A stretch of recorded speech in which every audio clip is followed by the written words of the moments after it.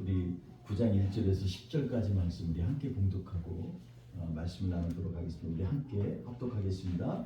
선지자 엘리사가 선지자의 제자 중 하나를 불러 이르되 너는 떡을 두고 이 기름병을 손에 가지고 길갈리암 아모스로 가라. 거기에 이르거든 nim시의 손자 여호사밧의 아들 예후를 찾아서 가서 그의 형제 중에서 일어나게 하고 그를 데리고 골방으로 들어가 기름병을 가지고 그의 머리를 부으며 이르기를 여호와의 말씀이 내가 네게 기름을 부어 이스라엘 왕으로 삼으라 하셨느니라 하고 곧 문을 열고 도망하되 지체하지 말지니라 하니 그 청년 곧 그 선지자의 청년이 길갈 아모스로 가니라. 그가 이르러 보니 군대 장관들이 앉아 있는지라.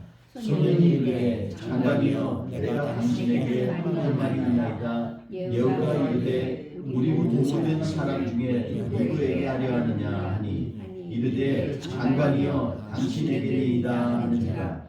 여호가 일어나 집으로 들어갔으니 청년이 그의 머리에 기름을 부으며 그에게 이르되 이스라엘의 하나님 여호와의 말씀이 내가 내게 기름을 부어 여호와의 백성 곧 이스라엘의 왕으로 삼노니 너는 내 주 아합의 집을 치라. 내가 나의 종 곧 선지자들의 피와 여호와의 종들의 피를 이세벨에게 갚아주리라. 아합의 온 집이 멸망하리니 이스라엘 중에 매인자나 노인자나 아합에게 속한 모든 남자는 내가 다 멸절하되 아합의 집을 느밧의 아들 여로보암의 집과 같이 하며 또 아히야의 아들 아하사의 집과 같이 할지라. 이스라엘 지방에서 개들이 이세벨을 먹으리니 그를 장사할 사람이 없으리라 하셨느니라 하고 곧 문을 열고 도망하니라. 아멘. 오늘 말씀 가운데서 우리가 순식간에 이루어지는 응답은 없다, 이러한 제목으로 같이 말씀을 나누겠습니다. 오늘은 열왕기하 9장에 있는 말씀을 우리가 같이 나누는데 열왕의 이 9장 1절에서 10절 말씀이지만 전체를 좀 아울러서 같이 말씀을 나눠야 될 것 같습니다. 그래서 이 오늘과 다음 주에 있는 말씀이 좀 비교되는 말씀인데 그런 가운데서 우리를 스스로 돌아보는 시간이 되기를 바랍니다. 오늘 우리가 본문에 읽지 않았지만 여기에 보면 미친 사람이 둘이 나옵니다. 미친 자가 둘이 나옵니다. 오늘 본문 다음에 바로 나오는 11절에 보니까 엘리사의 소년 중에 한 사람이 와서 지금 예후에게 기름을 붓고 왕으로 선택했는데 그 사람을 사람들이 뭐라고 얘기를 하냐면 11절에 제가 읽어보겠습니다. 예후가 나와서 그의 주인들의 신복에게 이르리니 한 사람이 그에게 묻되 평안하냐? 그 미친 자가 무슨 까닭으로 그대에게 왔더냐? 대답하되 그대들이 그 사람과 그가 말한 것을 알리라 하더라. 이렇게 얘기합니다. 거기 보니까 이 청년을 미친 자라고 얘기를 하고 있습니다. 또 다음 주에 우리가 나눌 말씀인데 다음 주에는 두 번째 미친 자에 대해서 우리가 같이 말씀을 나누려고 합니다. 본문의 20절에 보면요, 9장 20절에 보면 또 이 미친 사람이 세상 사람이 올 때 미친 사람이 또 하나 나옵니다. 거기 보니까 뭐라고 하냐면 하숫군이 또 전하에 이르되 그도 그들에게까지 갔으나 돌아오지 아니하고 그 병거 모는 것이 nim시의 손자 예후가 모는 것 같이 미치게 모나이다. 이렇게 얘기합니다. 오늘은 우리가 이 두 미친 자들을 좀 이렇게 점검해 보면서 우리는 어떠한 삶, 어떠한 마음으로 하나님 앞에 신앙생활을 하고 또 그것을 어떻게 우리는 슬기롭게 또 하나님이 기뻐하시는 삶의 방식으로 넘어갈 것인가에 대해서 좀 같이 말씀을 나누고자 합니다. 여기 오늘 본문에 나온 주된 얘기는 이 첫 번째 미친 자에 대한 소개가 이 전반부에 쭉 흐릅니다. 엘리사가 직접 가서 이 예후에게 기름을 붓고 안수를 하지 않고요. 그의 선지자의 청년들 중에 한 사람을 갖다가 불러가지고서 이 얘기를 오늘 본문 우리가 읽은 것들을 쭉 얘기를 하고 있습니다. 너는 가가지고서 지금 길라 라못으로 가는데 그곳에 가서 예후를 찾아라. 그리고 사람들 앞에서 그를 불러 일으키고 데리고 골방으로 들어가서 여호와 하나님이 말씀하시되 네가 이스라엘의 왕이 되리라 이렇게 얘기를 하라고 합니다.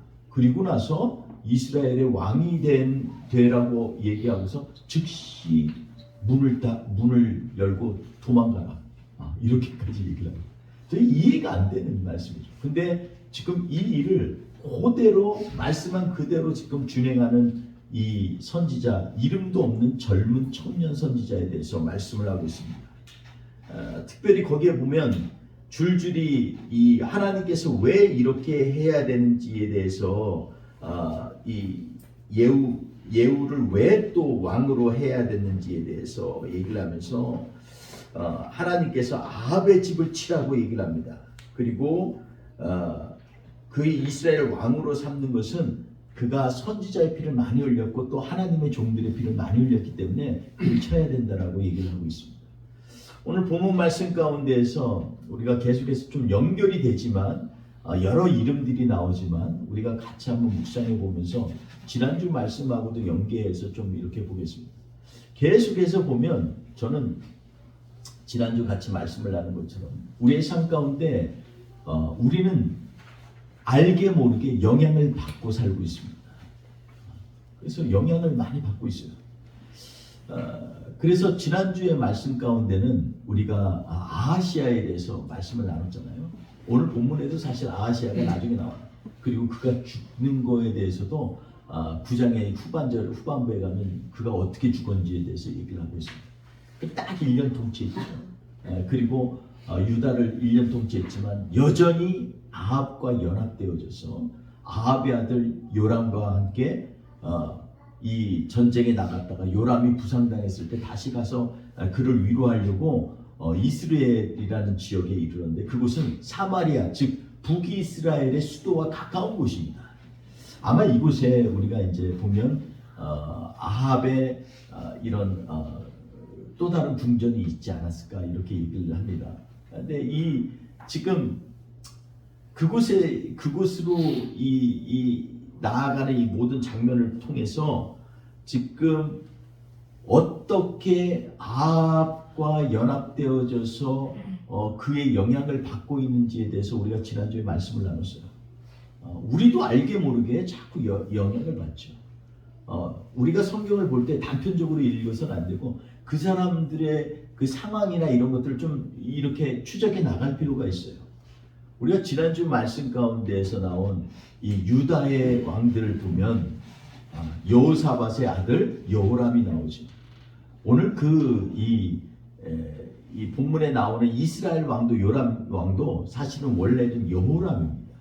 근데 아마도 성경 저자가 좀 남유다 왕하고 구별하려고 이렇게 요람으로 적었을 수도 있고 또 그렇게 발음할 때 같기 때문에 별 문제가 없어서 그렇게 성경에서는 기록되어 있는지 모르겠지만 문제는 이 이상하게 여호사밧 때부터 보면 이름이 자꾸 남유다 왕들과 북유다 왕들의 이름이 섞여져 있어요. 북이스라엘에서도 계속해서 아하시아도 나오고 여호람도 나오고요. 여호사밧의 아들은 여호람이고 그의 손자는 또 아하시아고 자꾸 이렇게 섞어서 나옵니다. 이건 굉장히 중요한 겁니다. 서로가 서로를 형제처럼 여기고 산다라는 의미이기도 하고요. 또 함께 공용하는 그러한 왕들의 이름을 통해서 서로 두 나라의 유대를 강화하는 아주 중요한 쟁점으로 삼는 그러한 모습도 볼 수가 있습니다. 그런 관점에서 보는데 한편으로는 그런데 이상하게 이름들의 뜻은요 굉장히 고상해요. 여호람은요 하나님은 존귀하시다라는 그런 고백입니다. 그런데 우리가 이제 계속해서 보게 되겠지만 이 여호람의 아내의 이름이 뭐죠? 아달랴예요. 근데 아달랴도 여호와는 야훼는 존귀하시다라는 뜻입니다. 그러니까 둘의 이름이요, 왕과 여왕이 똑같이 이름을 공유하고 있어요. 아하시야를 이름을 지을 때도요, 여호와께서 붙드시다라는 뜻입니다. 좀 붙들어 달라는 겁니다. 그러니까 이 사람들이 신앙하고 전혀 관계가 없는 사람들이 아니에요. 악한 왕이라고 규정이 되어 있는데 실제로는 신앙하고 깊은 관계가 있습니다. 늘 신앙의 삶과 세상의 삶이 왔다 갔다 하면서 자기도 모르게 파운데이션이 제대로 서 있지 않기 때문에 하나님으로부터 멀어진 왕들일 뿐이지 그들의 본 마음은요 그렇지가 않다는 것입니다.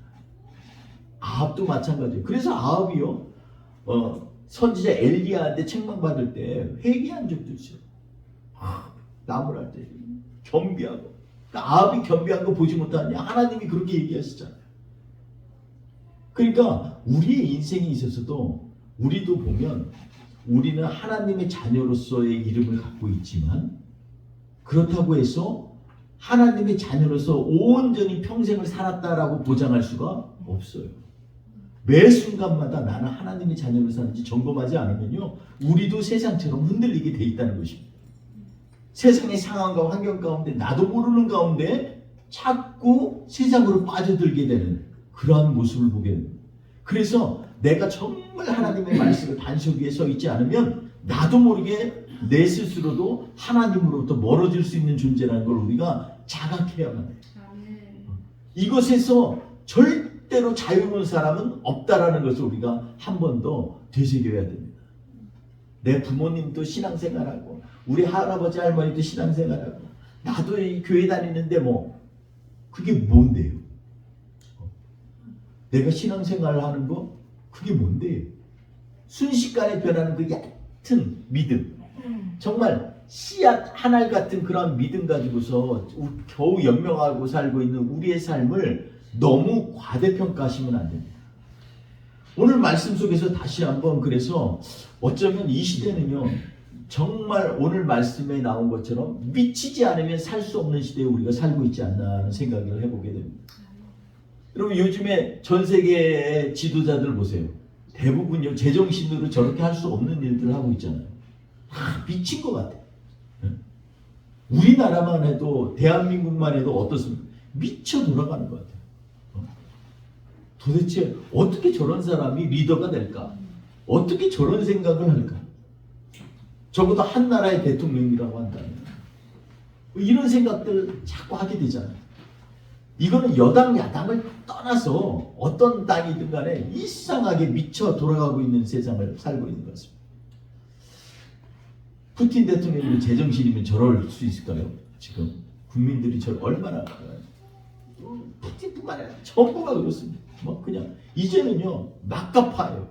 정신이 없어요.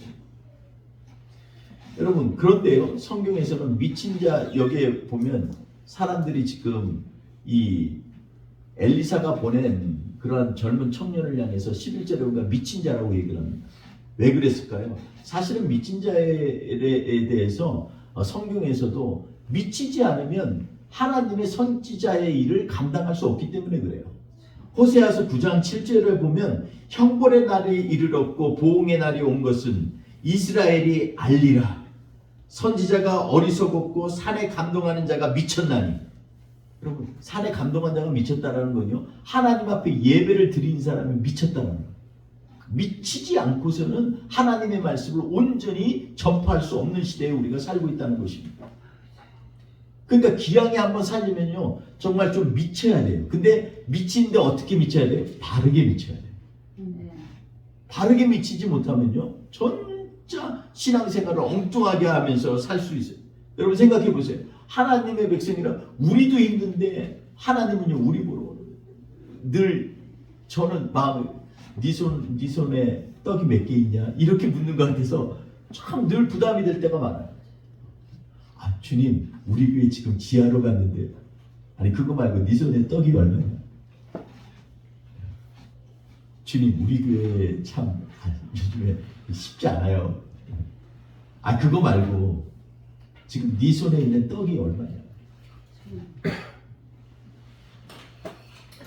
제가 굉장히 이 말씀 묵상하면서 부담이 됐지만 한편으로는 다시 한번 우리를 점검해봤어요. 우리가 우리에 집중하면요, 여기에 있는 사람뿐만 아니라 애틀란타에 있는 사람들 모두에게 다 문제가 있어요. 모두가 힘들어요. 근데 하나님의 나라의 시선으로 바라보면요, 우리를 통하여 일하실 하나님은 지금도 기다리고 계십니다. 제가 오늘 밥 먹고 집사님들한테 좀 말씀을 드려가지고, 우리도 그냥 말로만 하지 말고 이제부터는 좀 미친 짓 좀 하자. 미친 짓 하자. 우리도 없는데 그래도 적어도 있는 한도 내에서 좀 주위에 돌아봐서, 지금은 정말 어려운 때고 마지막 때잖아요. 먼저 도와주자. 좀 먼저 없는 사람들 좀 돌아보면서 우리만 그냥 지내지 말고 우리끼리 성경 말씀 고상하게 이거 하지 말고, 없는 가운데서 하나님 앞에서 드려질 때 하나님의 놀라운 오병이어의 역사가 일어나는 거 아니겠습니까? 제가 오늘 이 말씀 전하면서 이 젊은 선지자가 지금 미친 것 같아요. 아무 생각해 보세요. 지금 북이스라엘은요, 온 사방이 우상이고, 그리고 바알을 섬기는 수많은 사람들이 많이 있어요. 그런데 지금 엘리사가 그럽니다. 엘리사가 직접 가도 말 안 통할 것 같은데 지금 선지자 중에 하는 젊은 청년한테 얘기합니다. 오늘 성경에 보면요, 젊은 청년이란 말이 여러 번이 나와요. 강조하는 거예요. 지금 청년이라고 하면 대충 어떤 사람입니까? 깨달은 것을 그냥 즉각 준행하는 사람 같은 그런 느낌이 있잖아요.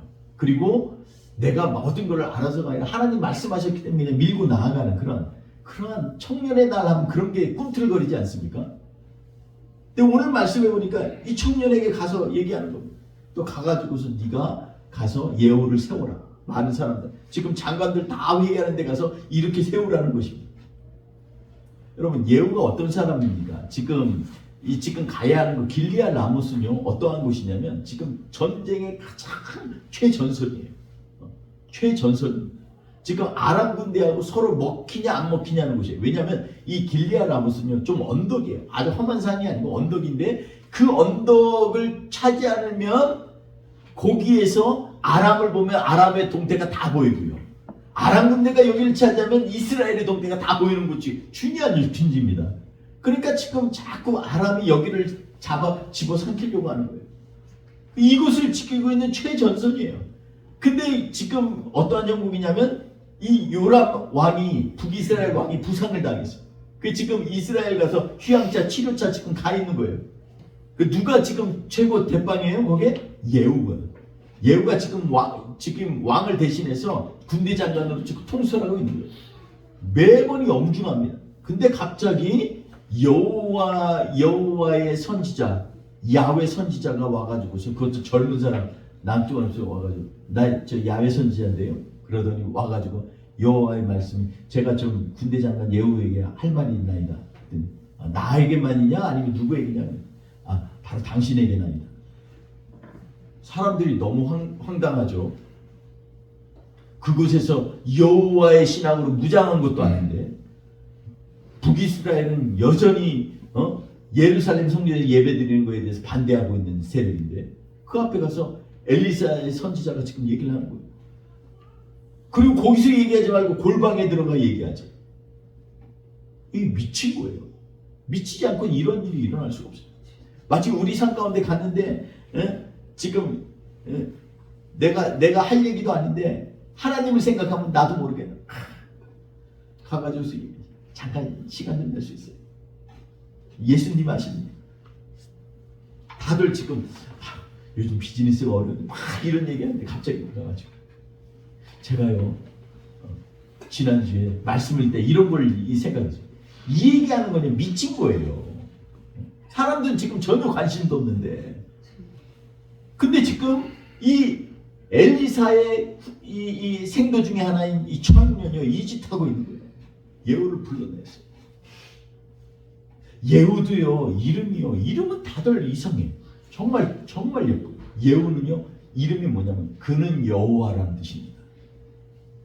이름이 정말.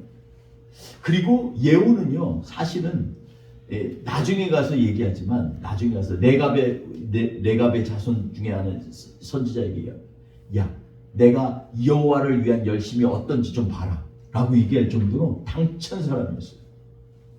근데 이 사람은 두 번째 미친 자라고 성경에 기록되고 있어요.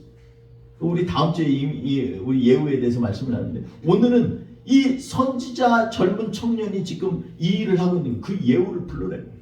그리고 예후에게 기름을 부고 여호와께서 말씀하시기를 당신을 이스라엘 왕으로 세우셨나이다. 여호와께서 말씀하시기를 당신을 통해서 아합의 모든 가족을 치라고 멸하여 치고 멸절하라고 하셨나이다. 오, 지금 이스라엘의 왕인데 주변에 있는 장군들이 다 어떻게 보면 요람의 이 부하들인데 지금 골방에서 그 얘기하고 그리고서 마지막 또요 문 열고 튀었어요. 도망갔어요. 달려 도망갔어요. 이거는요 선지자의 채통이고 뭐고 아무것도 없는 거예요. 명령대로 그냥 도망간 거예요. 엘리사가 도망가라고 했더니 도망간 거예요. 예후가요 오늘 10절에 보니까 너희가 한번 생각해봐라. 여호와의 선지자가 와서 나한테 할 얘기가 뭐가 있냐 이렇게 그냥 뉘앙스를 남기죠. 11절에 계속 졸르니까 그 다음번에 이제 자기가 왕이 된다고 얘기를 하면서 근데 놀라운 건요 사람들이 겉으로는 아닌 것 같은데 겉으로는 지금 예를 들어서 애틀란타에서도 겉으로 모여서는 비즈니스 얘기하는데 겉으로 보면 자기 가정 문제하고 얘기하고 있는데 실제로는요 포인트가 딱 하나님이 찔른 포인트를 하니까 전부가 다 굴복하는 그 얘기는 뭐예요? 마음속에 이미 그런 생각이 있었다라는 거예요. 이거 지금 정치 이거 잘못됐다. 지금 우리 사회 구조가 지금 문제가 있다. 이걸 다 아는 거예요. 아는데 말을 못하는 거예요. 근데 예후를 통해서 얘기하면 하나님께서 나한테 이해는 안 되는데 나보고 왕이 되래. 그리고 지금 왕이 잘못됐으니까 가서 치래. 근데 정부가 어떻게 자기 옷을 다 걷어 그 자리에서 쫙 예후 아래 깔고서 그리고 예후는 왕이다 이렇게 선포해요. 놀라운 일이 일어납니다. 여러분 우리가 복음을 내가 전해서 될까? 근데 그건요 우리 생각이에요. 하나님께서 택하신 예정된 사람이 있으면 내 입술을 통해서 하나님이 일하시기로 작정하셨다 그러면 내가 미친 것 같이 얘기를 했더라도 하나님이 응답하시는 거지. 여러분 오늘 본문 말씀에 보니까 이 기름 부음을 받은 선지자 그는요 이 호세아서 9장 7절 말씀대로 격정적으로 하나님의 말씀을 전했기 때문에 아마도 미친 자로 성경은 얘기하고 있습니다. 상황도 아닌데도 어쩌면 또 한편으로는 본문에서 겉으로 볼 때는 사람들이 비웃고 경멸할 수도 있어요. 지금 어느 때인데 와가지고 저래 지금 앞에서 지금 전쟁이 바로 앞인데 저 젊은 눈이 참 안 됐네. 요즘으로 하면 젊은 전도사가 어디 여기 낄 때가 아닌데 미쳤다 그러잖아요. 어쩌면 비웃고 조롱할 수도 있어요. 그럼에도 여호와의 이름으로 시작되는 하나님의 말씀이 들어가니까 완전히 180도 달려져요. 주변 사람들의 시선과 말에 흔들리지 않는 믿음이 우리에게는 필요합니다. 예후 그의 이름도 그는 여호와지만 그러나 어쩌면 그는 이 말씀이 떨어지기 직전까지는 그 안에서 들끓기도 하고 또 자기가 볼 때도 뭔가 아닌 것 같은데도 확증이 없는 그러한 사람이었을 수 있어요. 근데 이 사람도 정말 다음 주에 나눌 때 보면 정말 기가 막힌 사람이에요. 근데 문제는 뭐냐면 이렇게 아무리 결단력이 있고 실무형이고 그리고 모든 일을 일사천리로 이미 마음속에 준비한 사람일지라도 여호와의 말씀이 떨어지지 않으면 실제 우리의 삶 가운데 일어나는 역사는 아무것도 없다는 것입니다. 아무리 전략적인 사고를 가져도 아무리 나중에 보면 바알의 모든 세력을 철폐하고 완전히 씨를 말릴지라도 그 사람의 시작은요 여호와의 말씀으로 시작했다는 것입니다. 성경에서는 이런 미친 자들에 대한 평가를 여러 가지를 합니다. 그런데 나중에 보면요 이 이름도 모르는 젊은 선지자나 예후나 이 사람들을 통해서 하나님께서 놀라운 일들을 행하시는 거예요. 여러분 저는 오늘 말씀 가운데 이제 결론적인 부분을 좀 하나 퀘스천을 같이 나누고자 합니다. 오늘 그런데 왜 이 아합은 이미 죽은 상태예요. 근데 아합의 집안을 멸하라고 얘기하고 멸절시키라고 지금 명령을 하시는 하나님. 그러면서 이세벨을 그냥 제대로 그냥 편안하게 보내지 말라고 하는 하나님. 왜 이 저변에 있었던 중요한 결정적인 단서가 뭘까요? 저는요 오늘 본 말씀 내 다음 주에 흐르는 말씀 가운데 보면 요람이 죽은 곳이 어딘 줄 알아요? 요람이요 이 예후에 쏜 화살을 반역이로다 그러면서 아시아여 반역이로다 하면 가는데 탁 쐈는데 영통으로 해서 가슴에서 가슴으로 화살이 꿰뚫어서 그 자리에 죽었어요. 근데 그 죽은 곳이 어디냐면요 바로 나봇의 포도밭이에요. 그리고 이세벨의 가장 큰 죄악 중에 하나가 이 하나님의 선지자를 죽였고 주의 종들을 죽였지만 가장 큰 악은 뭐냐면 하나님의 말씀에 정면으로 배치했다는 것입니다. 우리가 잘 아는 것처럼 레위기의 말씀 가운데 너희들은 너희 하나님이 주신 땅을 결코 팔 수가 없다라고 얘기합니다. 여러분 그래서 이스라엘 고대 이스라엘 안에서는요 이 서로 너무 가난해졌어. 갑자기 사람이 살다 보면 어떤 어려운 일이 있잖아요. 갑자기 병에 걸렸어. 약이 필요해. 근데 돈이 없어. 그러면 자기의 집도 팔고 땅도 팔고 그러잖아요. 그리고 하다 못해서 지가 종으로 팔리기까지 해요. 가족을 사랑해줘. 그런데 하나님은 안전장치를 주셨어요. 그건 뭐냐면 반드시 50년에 한 번씩은 원 가족에게 돌려줘라. 땅도 돌려주고 노예된 사람도 해방해라. 그래서 50주년이 뭐예요? 주빌리라고 해서 희년이라고 해요. 기쁜 날이에요. 모든 것들을 갖다 다시 돌려주는 거예요. 하나님이 나누신 대로 다시 돌아가는 거예요. 여러분 우리 인생에 있어서 하나님은요 이 희년의 법칙을 철저하게 사용하십니다. 나봇은요 그가 왕에게 아주 칭찬을 들을 수도 있었고 왕의 호감을 사서 높은 자리에 갈 수도 있었던 사람이에요. 더 큰 부를 얻을 수도 있었던 사람이에요. 그 사람이 잘못돼서 아합의 눈밖에 난 이유는 오직 한 가지밖에 없어요. 아합이 원하는 땅을 안 줘. 그거 주고도 더 좋은 땅 받을 수 있는데 나봇은 그 포도밭이 하나님이 우리에게 정해주신 것을 나는 팔 수 없다라는 기본 원칙을 지키는 게 철저히. 근데 그것 때문에 그는 죽고 그의 자녀들도 죽고 다 집안이 멸절돼요.